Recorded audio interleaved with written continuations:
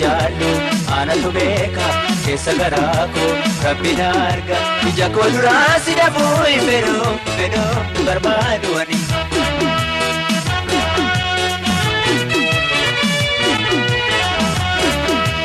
Amma si jaallu aanatu beeka keessa garaa koo rabbiin arga ija koo duraa si dhabuu hin fedhuu barbaadu ani.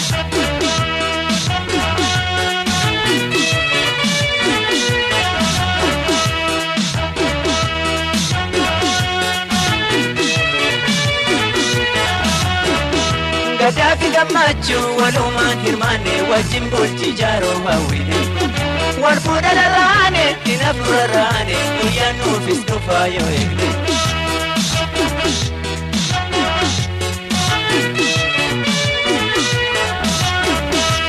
Amma si jaallu aanatu beeka keessa garaa koo rabbiin arga ija koo duraa si dhabuu hin fedhuu barbaadu ani.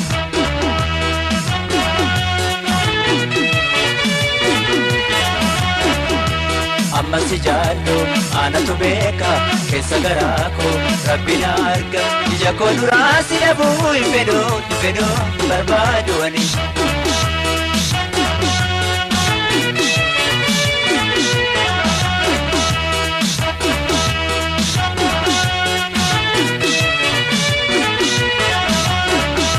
Ani sina qaba ati sana qabu walii hirkoo taanaan gadarbu.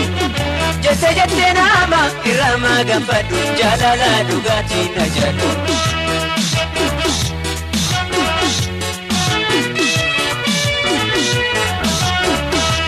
Amma si jaallu aanatu beeka keessa garaa koo rabbiin arga ija koo duraa si dhabuu hin fedhuu barbaadu ani.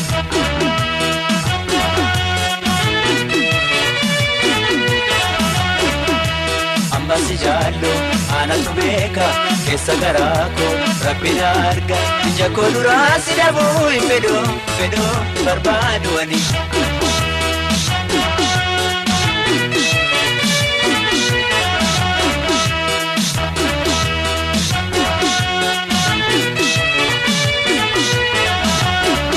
Kan biraan kajeelu ijaan hin ilaalu ansi malee kophaa hin tolu.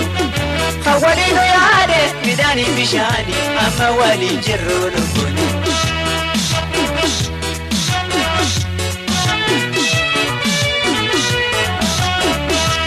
Amma si jaallu aanatu beeka keessa garaa koo rabbiin arga ija koo duraa si dhabuu hin fedhuu barbaadu ani.